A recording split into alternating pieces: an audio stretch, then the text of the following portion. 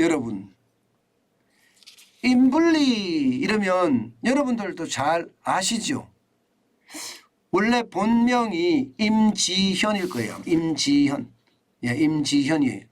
이분은 쉽게 말하면 인플루언서이자 인블리라는 패션 쇼핑몰을 운영하는 운영자입니다. 이게 인블리는요, 처음 이 SNS로 사업을 시작을 했거든요. 그러면서 제가 기억하기는요, 호박즙으로 굉장히 많이 떴어요. 호박즙으로. 이게 아이를 낳고 나서 호박즙을 먹으면서 붓기를 뺐다. 이게 SNS에 회자가 되면서 그야말로 부자 반열에 올랐죠. 그러면서 물론 몇 가지 문제가 있었어요. 이게 보냈던 호박즙 그 사이에 곰팡이가 폈다든가 그냥 먹으면 되지. 곰팡이가 폈으면 아이고 죄송합니다. 바꿔드리겠습니다. 이렇게 나와야 되는, 아니 그 닦아내도 그냥 먹으면 된다고.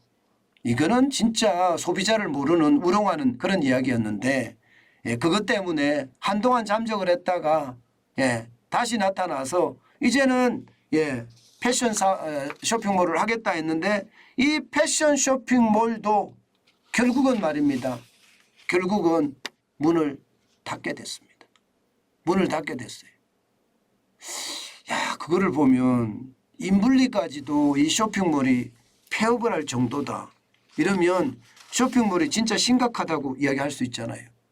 제가 지난번에 말씀을 드렸어요.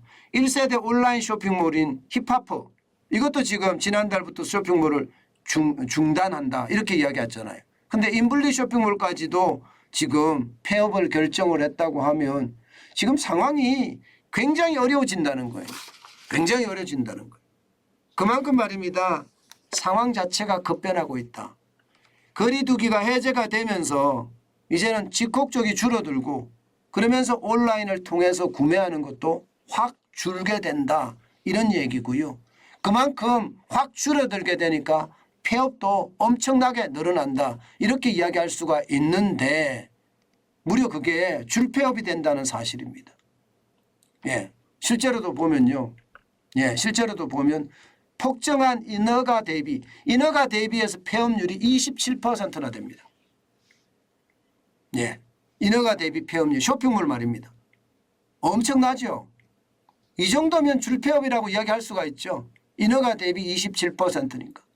여러분 보세요. 그것도 2021년 한 해 동안이. 2021년은 그나마 잘 나간다고 하는데 2022년은 어떻게 될까요? 더 무너지겠죠. 더 무너지겠죠. 2017년까지만 하더라도 쇼핑몰 잘 나갔습니다. 인허가 대비 폐업률이 15% 정도였거든요. 그래서 48,600개가 쉽게 말하면 쇼핑몰로 계속 많이 호황을 누렸죠. 그리고 2019년에는 6만 5천 개로 늘어났습니다. 그래도 인허가 대비 폐업률이 17%밖에 안 됐는데 2021년 들어서면서 이게 코로나19의 위기가 한창일 때죠. 7만 4천 개까지 늘어나고요. 그러면서 인허가 대비 폐업률도 27%까지 늘었습니다. 그럴 수밖에 없을 것 같아요. 그럴 수밖에. 그만큼 말입니다. 매출이 뚝뚝 떨어집니다. 진짜 뚝뚝 떨어집니다. 저도 보면 저도 멋진 아재 쇼핑몰이라는 저는 건강식품 쇼핑몰을 운영을 하잖아요. 이게 만만치 않습니다. 만만치 않습니다. 매출이 떨어지는 것은 진짜 느껴집니다. 이렇게 매출이 떨어지는 이유가 뭘까요? 일단 이게 사회 분위기가 완전히 반전됐어요. 거리두기가 해제되면서 말입니다. 보복 소비를 그동안은 해왔습니다. 보복 소비를. 그렇게 해오다가 최근에 들어서서는요. 이제 금리가 올랐던 게 느껴지는 거예요. 이자 폭탄이 나한테도 왔네. 아이고 나 충격을 받아. 이렇게 이자 폭탄을 느끼게 되고 게다가 이게 고물가도 이제 느끼게 되는 거예요. 뭐가 이렇게 비싸? 이렇게 나오는 거죠. 실제로도 말입니다. 실제로도 제품을 사보면 아이고 진짜 많이 비싸졌구나 이렇게 느낍니다. 당장 말입니다. 뭐 고기를 사 먹더라도 그 고기 가격이 지금은 굉장히 많이 올라갔어요. 옛날에 3명, 4명이서 소고기집에 가서 밥을 먹으면요. 예. 한 뭐 15만 원 정도면 그래도 먹을 수 있었거든요. 지금은요. 15만 원 가면 택도 없습니다. 예, 20만 원이 당연히 넘어갑니다. 거기다가 술 한잔 먹으려 치면 4명이 먹으면 30만 원도 넘습니다. 예, 그 정도로 물가가 많이 올랐는데 그것도 이제 느끼기 시작하는 거예요. 느끼기 시작하니까 씀씀이를 줄이는 거죠. 씀씀이를. 예, 씀씀이를 줄이는 거예요.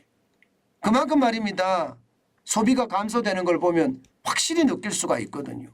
예, 이자 폭탄에 예, 게다가 고물가에 이제 다 느끼기 시작한 거예요. 그렇게 되면 앞으로 예, 쇼핑몰들은 더 힘들어질 겁니다. 그동안 2020년 코로나19가 예, 대한민국을 들이치면서 많은 게 온라인으로 변했어요. 저도 여러분들에게 온라인이 지금은 최선책입니다. 온라인 하세요. 이렇게 이야기를 했습니다. 그런데 이 온라인을 중심으로 한 플랫폼 기업들의 주식이 떨어지는 걸 보면 네이버 같은 경우 70%까지 빠졌고요. 예, 카카오 같은 경우는 뭐 80% 이상 빠졌잖아요. 그런 걸 보면 성장성이 둔화될 거다 하고 시장은 읽고 있는 거고요. 그만큼 많이 망할 수밖에 없겠구나. 그런 생각도 참 많이 듭니다. 저는 이런 상황이 되면서 그런 느낌이 있어요. 예, 살려고 발버둥 치는 사람들에게 참 기회를 안 주는구나. 예, 그런 생각 말입니다. 예, 저도 마찬가지로 그런 느낌이 있거든요. 예, 저도 유튜브를 하고 쇼핑몰을 운영하고 하지만 참 쉽지 않다. 그러나 죽도록 발버둥을 치면 기회는 있다. 저는 그렇게 생각합니다. 예, 죽도록 발버둥을 치면. 그만큼 말입니다. 세상은요. 열심히 하는 자에게 기회를 준다.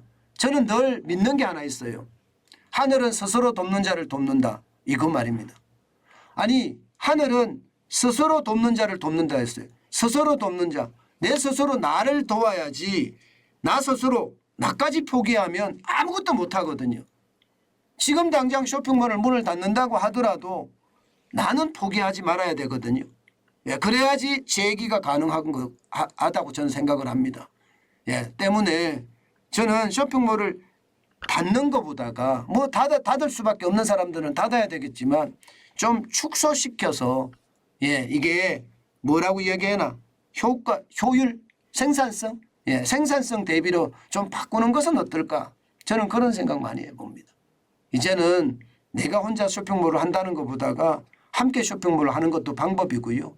예, 그런 방법을 찾아내가면서 생존해가는 것 저는 중요하리라고 생각합니다. 여러분 폐업을 결정을 하면 그때부터는 손실이 확정되는 거거든요. 그렇게 손실이 확정이 되면요. 벗어나기가 굉장히 어렵습니다. 저는 여러분들에게 다시 한번 말씀드립니다. 예, 손실을 확정짓는 것보다가 구조조정을 어떻게 할 것인가 여기에 고민을 하는 게 더 맞다. 이렇게 말입니다. 그 어느 때보다 구조조정을 어떻게 할 것인가 여기에 고민을 더 많이 쏟아 부어라. 저는 그렇게 지금 말씀드리고 싶습니다.